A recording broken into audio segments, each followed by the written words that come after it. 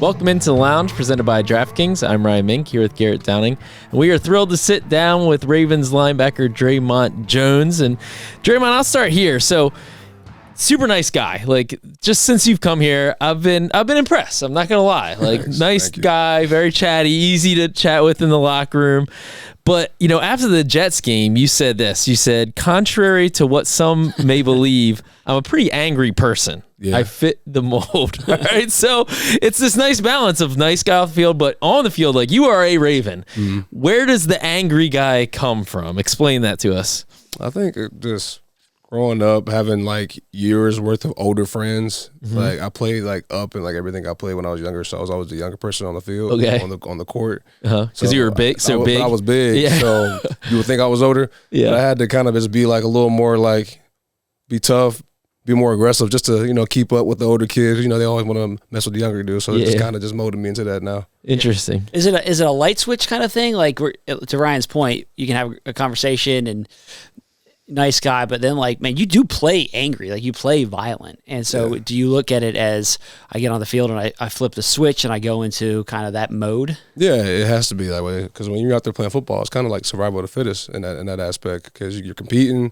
You know, guys are trying to, like, especially as a D lineman, like, my job is to literally move somebody against their will. Right. Yeah. And I got to do that for 48 minutes. So you kind of have to tap into that a little bit. Yeah. I'm actually interested because, you know, I kind of you're like an outside linebacker / defensive end / D lineman. Like, I called you a linebacker, but you're like, how do you view yourself, I guess? Yeah. I don't know anymore. I don't know. I've done literally I played every spot since I've been in the league. I've been a 1 technique. I've been 0 rookie year when I was with the Broncos on third downs and whatnot. I've done 9, 5, 6, 7, any technique in regards to D-line, I've done it. So, I mean, just D-lineman is the best way to put me. Yeah. How do you think you were able to develop that versatility?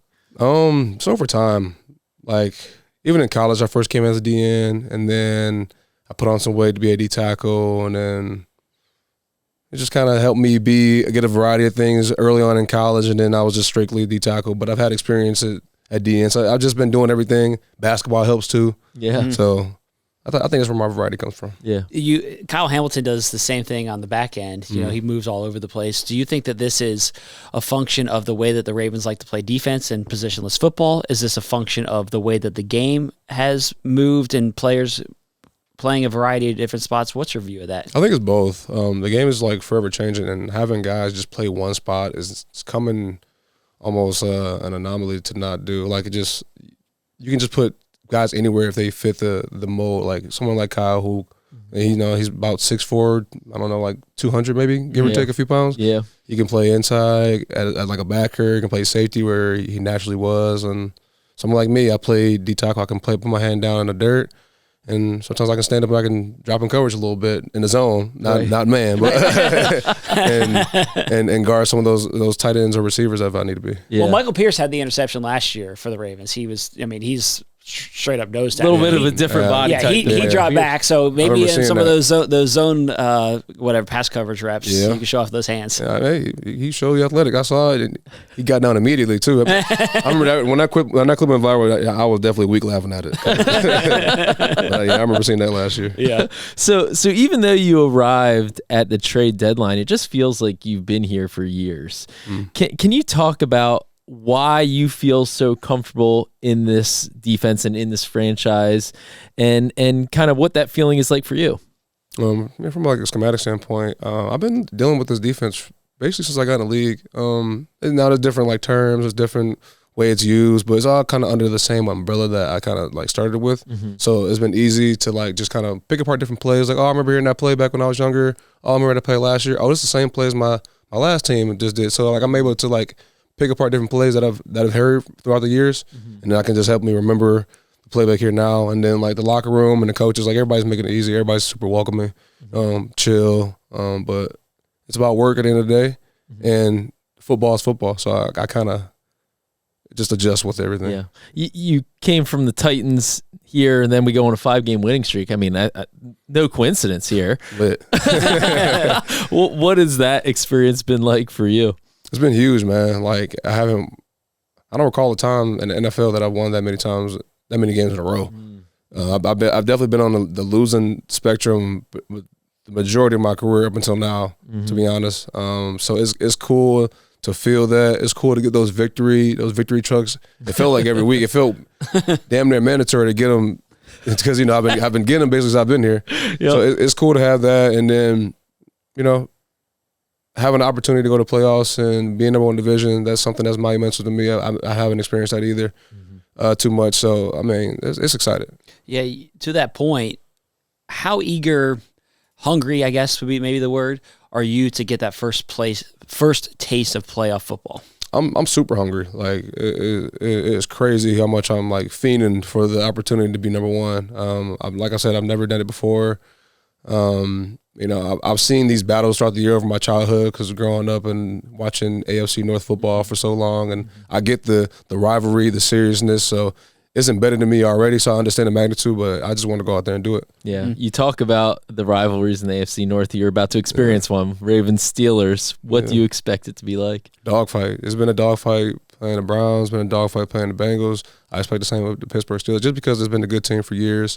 You know, Mike Tomlin's been a well-renowned coach for years, so I'm expecting it to be, you know, survival of the fittest type mode. Yeah. Alohi Gilman said that he's getting tired of hearing everybody say you're not a Raven until you beat the Steelers. Have you heard that one? I haven't heard that one. You haven't heard it yet? Heard that, yeah. Now well, here we go. So that's the saying around here. Now. I'm tired of hearing it then. I haven't heard it, but I'm tired of hearing it already.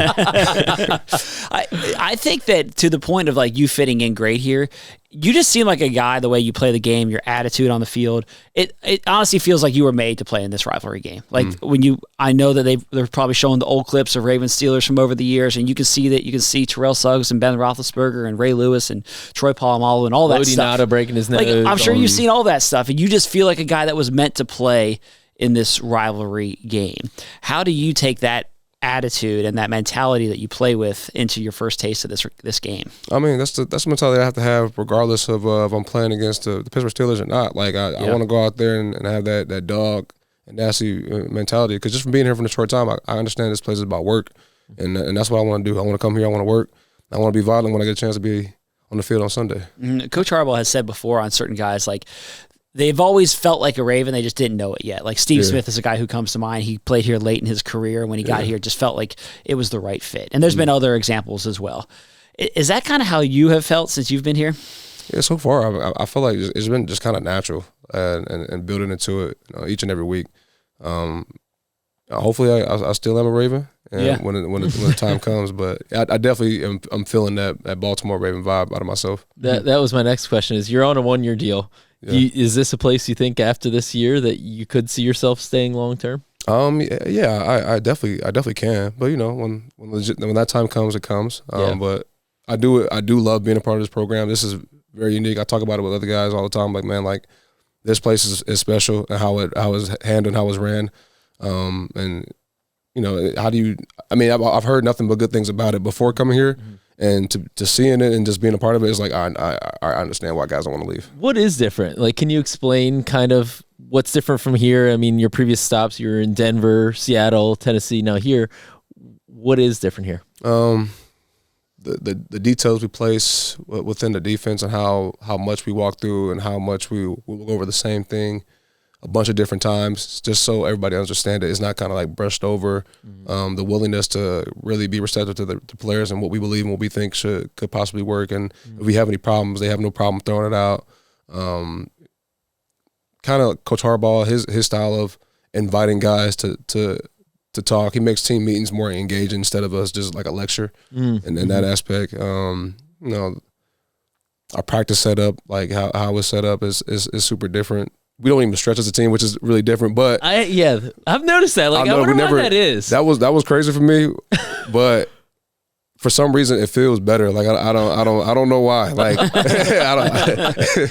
kind of get a chance to stretch one with the guys and just talk to them organically instead of it being like in a stretch like order fashion, like we're in like college, military, something like that. Yeah. That's different. It's a bunch more. So I can go on about the stuff that's different, but there's just a couple things. Interesting. Yeah. I'm curious for you, like, since you've been here, this defense is playing great football, and it wasn't like that at the start of the season. but there's been a couple of things that have kind of sparked that turnaround. Alohi Gilman's arrival was a piece of that. Your arrival was a piece of that. Yeah. And then just the group coming together and playing better with the pieces who were already in place. What has stood out to you about the way that the defense has played since you've been here and just kind of the ceiling of this unit? The attention to the detail, and Quan and Kyle definitely lead the charge with that because they're the big communicators on the field with being detailed and making sure everybody has a call. They've done a good job of doing that, and I mean that's pretty much it. Yeah. Speaking of leadership, even though you haven't been here for super long, I see you leading some of the younger guys, and Mike Green comes to mind. Can you just kind of talk about the mentorship that you've been providing for the rookie? I mean, it's not necessarily a mentorship because me and Mike are at the same level. I can't come in and tell them what to do. I mean, I just got here. I'm only been here a month. I can't come in and be like, Mike, you need to do this because I'm older than you. Like, I never want to be like that. I like picking each other's brain and seeing what he thinks and seeing what KV thinks or seeing what Trav or Big James, Herb, Fub, seeing what everybody thinks and how they want to go about certain plays against the old lineman. And then we just working together. And me and Mike, because we're in the same room, we work together a lot, and we've been just picking up each other's brains a lot over this past month. Dremont, one of the reasons that we were excited to have you on the podcast, particularly me, we've talked about this. I'm an Ohio guy. You're an Ohio guy. Yeah. Big week for the Buckeyes. Huge week. Big week. Rivalry week just across the board here. So you're from Cleveland. You played at St. Ignatius High School, which is a powerhouse in Cleveland, and then went to Ohio State, as you just referenced. Kind of growing up in that part of the country, and football is big there. How did that kind of shape your view towards football? It makes you tough because that's like the main thing that's kind of going on around there. Growing up in Cleveland, like it was like the thing to, all right, I'm from Cleveland, I'm gonna play football, I'm gonna go to Ohio State, and I'm gonna play for the Browns. That was kind of like that was the path that everybody like went on as kids. Yeah. And I mean, it's been talked about so long. It's just like Cleveland's just that rugged, tough place. Our skies are gray. Our lake is kind of dirty, but it's just rugged out there. So it kind of makes you kind of just adapt to your environment out there from Cleveland. Yeah. Was it big to go back and play there a few weeks ago? Yeah, it was big for me. I always feel like a little bit of more juice when I go back and play in Cleveland because I'm just familiar with the area. It's like I don't get to go home that much, so it's cool when I do it. And then I look in the stands, I see a couple people I know from high school and whatnot, so it's cool. So did you envision yourself one day as a Cleveland Brown? Did you grow up a Browns fan? I did. Yeah. Hell no now, but I haven't been a Browns fan since I was like in college. But when I was a little kid, that's me and my dad. That's what we did. Yeah. Watch Ohio State on Saturdays and Sundays was for the Browns. So your dad was a professional boxer. Yeah, he was. I learned about that, and he had an 11-year career as a middleweight boxer. Yeah. So how much boxing did you do in the basement with your dad? A little bit. My dad rocked me one time, and I was like, "Nah, I'm not doing this." That was the end of that. That was it. Like, I think football and basketball and baseball is my avenue. I'm gonna stick over there. But my dad, it was always cool because my dad always gave me the freedom just to kind of do whatever I want in the sports realm, and he never pushed boxing onto me. Yeah. I tried it though. I feel like I had to. Yeah. But it wasn't for me. How old were you when he rocked you? I was like 11. I'm 11. Yeah. You started to get physical. You're a little physical. Yeah. Like a big kid. I was a big kid. Yeah. I was doing all the little basketball tournament, football stuff, and I was the best. I'm like, I could beat my grown adult father. Yeah, I can beat my old man. Right? I could beat all these kids. Right. Why could I not beat my dad? And it didn't work. Different story. Do you think you inherited like the hands? The hand fighting that you do. I think I do. I think he's giving me some good footwork and good hand speed and good hand-eye coordination. So shout out to Pops for that. Nice. You mentioned a couple times basketball. You said baseball. Were you a 3-sport athlete, really good athlete in all the sports? I was. I stopped playing baseball in middle school because I don't know. Basketball and football was just the more popular thing to do. But I was 3-sport up into high school. I was 2-sport. Yep. And did you have was basketball? Was football always your first love? Like, how did you look at those two? It was like football first, and then basketball crept in and took over, and then I wanted to be a hooper for real, and then the scholarships came from football. I was like, I love football anyway, still too. So I'm right out with the football. Yeah, scholarships made that decision easy. Yeah, it definitely did. Now, I understand you also have 2 older brothers, Darren and Deontay, and there's kind of a big age gap there, from what I understand. Huge age gap. How much? 14 and 11. Years Okay, apart. all right. Yeah. So you had it rough, kind of growing up. Dad's a boxer. Older bros that are beating up on little bro. Older bro. Grand bros. Grand bros. Yeah. But from what I understand, they didn't take it easy on you, though, even though you were the younger, not little, but younger one. No, yeah, my brother used to whoop me. Like, we played a game, my brother would beat me 100-0 in a football game. No remorse. And Madden, yeah, no remorse. I would be sitting there crying. He'd keep doing it every week until I got older, and then that changed. Did all that kind of shape you and that kind of that toughness we were talking about earlier? Yeah, that definitely did. Having older friends and then having way older brothers, it definitely will straighten you up a little bit. All right. So I dug up this quote. This was from Deontay, and this is when he was watching you at your pro day. Yeah. And he said, big and aggressive. We watched him a lot when he was young. Our parents worked nights, so we would watch him at night. But he would be awake and aggressive at all times. Yeah. Explain.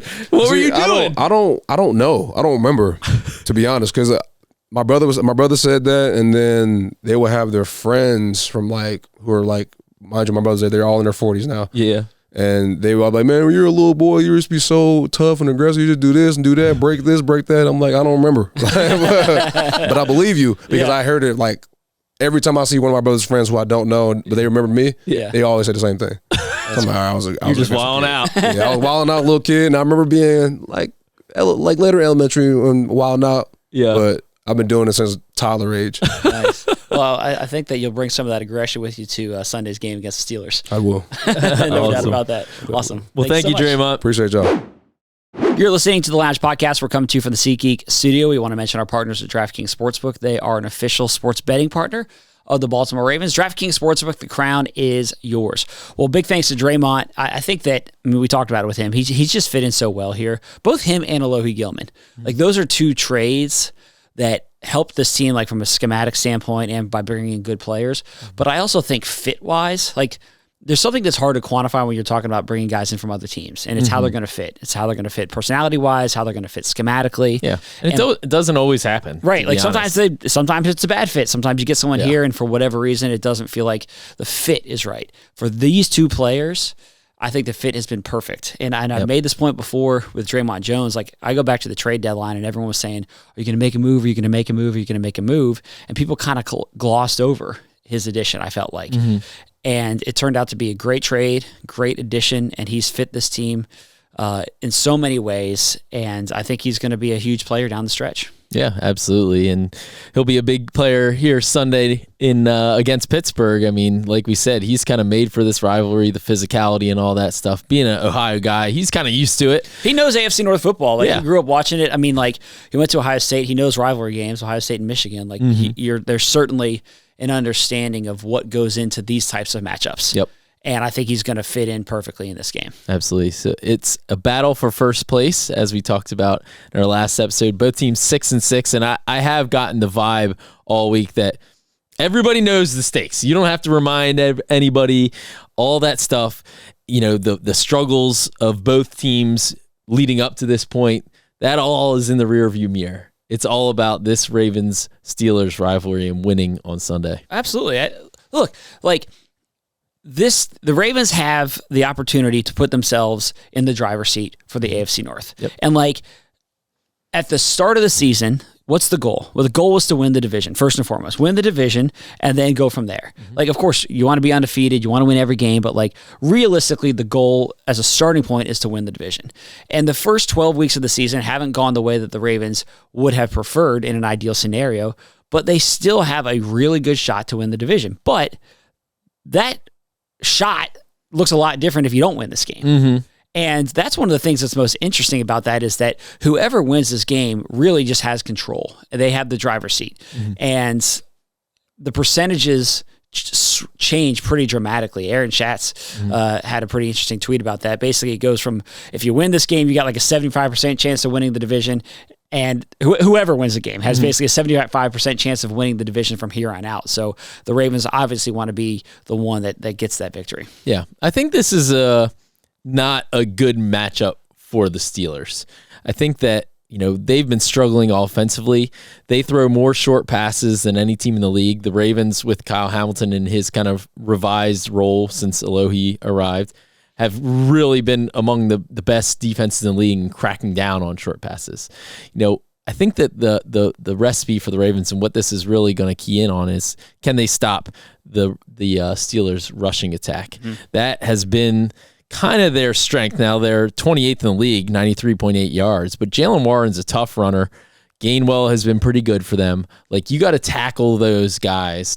You have to have a good tackling game and, of course, play physical against the Steelers to kind of slow up this offense. Well, our friend of the lounge, Dre'Mont Jones, is going to have a huge role in slowing down that run game. I think that, the Steelers also, it's part of their identity. Mm-hmm. Good defense, run the football. That's when you think about the Pittsburgh Steelers, we're probably going to be saying those same two things about this team 50 years from now. So that's part of who they are. They commit to the ground game. And you have to slow that down. They're the other piece with their offense, there's a big question, obviously, with their offense is what's the health and the status of Aaron Rodgers? She's playing with the cast on his left hand. Mm-hmm. Couldn't take snaps under center last game. John Harbaugh said the Ravens will be prepared either way, whether he can take snaps under center or not, but he couldn't do it last game. And he's just he's gotten beat up over the past month of the season. Mm-hmm. And so what kind of impact does that have on his ability to orchestrate their entire offense? Yeah, they're down their left tackle. Broderick Jones. They have Andrus Peat is stepping in there, veteran. So they're pretty banged up beyond Aaron Rodgers, but it's still Aaron Rodgers, mm-hmm. right? And when Aaron Rodgers gets hot, he can carve you up. Mm-hmm. And, he's 3-0 as a starter against the Ravens. Not that history has much of a bearing on Sunday, but the Ravens know. And we all know when you see Aaron Rodgers and he's clicking. And that's watching the Steelers even this season. Sometimes they can start to kind of piece it together. And if Metcalf gets loose on you, another player, you have to tackle him really well. Yeah. Big physical guy. If you don't tackle him, he's like Derrick Henry. Yeah, if he slips out of a tackle, he can take it to the house. He can take it to the house, yeah. And so, they have this, they have playmakers that can beat you, and Aaron Rodgers spins it as well as anybody. So the Ravens need to get pressure on him, make things uncomfortable, shut down that rushing attack like we talked about. And I think if they do those things, they should be in pretty good shape defensively. Now, of course, the other big injury point for the Ravens is the status of quarterback Lamar Jackson. He practiced on Wednesday, which everyone was excited about. He was a limited participant with an ankle injury. Over the past month, really, he has not typically been practicing on Wednesdays, and he's dealt with a variety of injuries. So getting him on the practice field on Wednesday was a good thing. The flip side of that is that he was not on the practice field on Thursday. So not sure the exact severity of that ankle injury or what the story is there, but we know that he did not practice on Thursday. And, of course, Friday will be pretty telling in terms of his status and his availability at practice on Friday afternoon. Well, it's now 4 straight weeks that Lamar Jackson has not had a full week of practice. Yeah. And, what influence does practice have on how ready you are to play in the game? Some, mm-hmm. They practice for a reason. So it's not good missing this much practice, one every week. And so don't like the fact that he's not there on the practice field on Thursday, but we'll see. Obviously, if he can't play, then Tyler Huntley would be the Ravens starter against the Steelers. The other big note on the injury front for the Ravens is Nate Wiggins. He went down with the injury, missed the second half of the game against the Bengals. He practiced on Wednesday, practiced again on Thursday. So it's encouraging to see him stacking practices. And again, we'll see what his final injury designation is. He's dealing with a foot injury. But when he went down, I think you just start worrying big time. Your number one corner leaves the game, doesn't return. You're concerned. Yeah. So the fact that he was back on the practice field right away this week, I think, is encouraging. And again, we'll see what his status is for Sunday. Travis Jones did not practice on Thursday, so that's another one to monitor. Yep. You look at the big picture of this game, and Kyle Brandt from Good Morning Football kind of had a monologue about that this week. And a lot of the things that you could say about the Ravens, you could also say about the Steelers. I think that both teams are really good when their backs are against the wall. They come out swinging, and they tend to play some of their best football when the pressure's on. Right. Both coming off pretty rough losses. Right. And so Kyle Brandt's monologue was basically everything looks to be going wrong. The Boo-Birds were out in Pittsburgh on Sunday against Buffalo. They're booing Renegade. Mm-hmm. There's all this conversation amongst former players weighing in on the state of the team and all this stuff. Mm-hmm. But Kyle Brandt's point was, despite all that, I think they're going to go win. Now, I hope Kyle was wrong. Don't get me wrong here. But I think that the point is the point has merit in that I think the Steelers are a team that when their backs are against the wall, they come out swinging. Yeah. And the Ravens have to be prepared for that. And I think you can't count the Steelers out. You just can't count them out. You can never, you can never count them out. And I think that it's the same thing for the Ravens. The Ravens feel like their backs are against the wall and they need to come out swinging. Totally. And so, like, both of these teams are hungry. I think both came into the season with higher expectations. The Steelers made a lot of offseason moves. They kind of shook things up and got aggressive this offseason to try to get over the hump of what has been really, they've been hovering around 500 for the past several years. They've been kind of, mediocre in terms of final results. They shook it up. They went and got Aaron Rodgers. They made the big, they traded George Pickens, who's been awesome in Dallas, and brought in DK Metcalf. They traded Minka Fitzpatrick out, got Jalen Ramsey. And so, like, they made some moves to try to say, all right, we got to get over the hump. And quite frankly, like, they got ran over by the Ravens and knocked out of the playoffs last year. And that resonated with Mike Tomlin. He was very clear about that like he lost sleep this offseason because of that game and how the Ravens just bullied them in the playoffs. So they're going to come in here with a point to prove. Now the Ravens do too. The Ravens have not met expectations of what we all thought coming into the season. They are feeling very much the same way of like, we got to put it all together in all three phases for the first time this season. And so, like, both of these teams are kind of in similar positions in my eye. You mentioned that playoff loss in Mike Tomlin's comments. That extended to what they did in the draft. They went and they got Derek Harmon, big defensive tackle out of Oregon. And Mike Tomlin said on draft weekend, they basically started thinking on the bus on the way to the airport after the game, how do we need to change this team? And what they came up with was they needed to get bigger up front on the defensive side so that they could prevent that. Only problem is Derek Harmon's not playing exactly. in this game. Now Derek Harmon's not playing in that in this game because he's been hurt for much of the season. Patrick Queen is also banged up. Like the Steelers are much more banged up than the Ravens are entering this game. But my point is that game really did shape their approach this offseason and the identity of their team. Absolutely. And even though, again, Derek Harmon's not going to play in this game, the Steelers went down the path of reshaping their roster to try to compete with the Ravens based off what happened in that game. Well, I can take you into the Steelers meeting rooms this week. Mike Tomlin is reminding them, I am sure, of that playoff loss. Mm-hmm. And this is Ravens Steelers always comes down to, and you hear it from both sides, who is more physical. Mm-hmm. And I am sure Mike Tomlin has been beating that drum this week of they came out here and ran us over in the playoffs. They ran us out of their stadium. We going to let that happen again? Right. Right. So like, both these teams are going to, and the Ravens are going to match that physicality. And honestly, like, it's going to be a hard hitting game out there. It always is. And my take on that is, yes, it is a super physical game, and whoever ends up winning the battle of the trenches and who out physicals the other, like that goes a long way in determining it. I actually think the biggest thing in determining who ends up winning this game is going to be who can make the least mistakes and protect the football. Well, and that's what cost the Ravens against the Bengals last week with 5 turnovers. When I said I think the Ravens are a tough matchup for the Steelers on paper in many ways, and when you throw in the health factor and all that, I think that the Ravens are in good position. However, the way the Steelers win football games is by getting you to make mistakes. They drag you into the mud, right? And they get you to make mistakes. They play clean football, and that's how they win a lot of games ugly. And they'll win ugly, they don't care, right? That's like been the Steelers' MO. And so they're looking at the Ravens saying, this team just turned the ball over 5 times. How many times are we going to rip it away from them? Oh, you know they're going to be punching at that football no matter who has it. Oh, goodness, yes. And so the Ravens' ball security, I was happy to see individual drills this week start with ball security drills for the tight ends. That's what they were doing. And so the Ravens have to protect the football and play clean football against the Steelers because that's what they want to do. That's what they live and thrive off of, is getting that ball away from you defensively with TJ Watt and all those guys. And so the Ravens, I think if the Ravens can take care of the football and not be dragged into the mud that way in a sloppy game, then I think they have a pretty good chance of winning. You go back and look at the Ravens-Steelers games over the last 5 years. In situations where the Ravens have lost, it's generally coincided with turnovers and mistakes and just not protecting the football in key moments. And so I think that same that same dialogue is going to apply this game. And one of the ways that the Steelers have been so good at forcing turnovers is TJ Watt coming around the edge. Herbig's really good coming around the edge.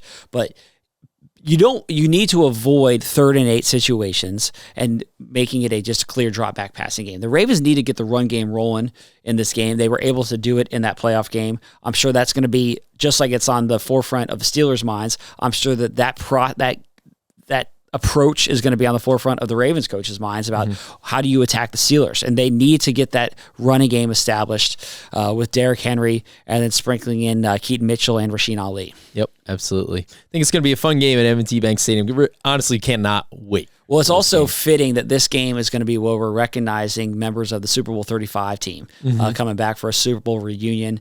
They're going to be recognized this game, and it's going to be really exciting to have those guys in the building, celebrated, pregame festivities. Make sure you're out on Ravens Walk before the game around 11:45 because that's the Super Bowl team is going to march down Ravens Walk into the stadium, so it's going to be really cool to see those guys. There's also going to be pregame recognitions as well as a halftime ceremony, so we cannot wait for all the fun this weekend. Again, it's 1 o'clock Sunday, Ravens-Steelers. Thank you so much for watching and for listening, and we will see you after that game on Sunday against Pittsburgh.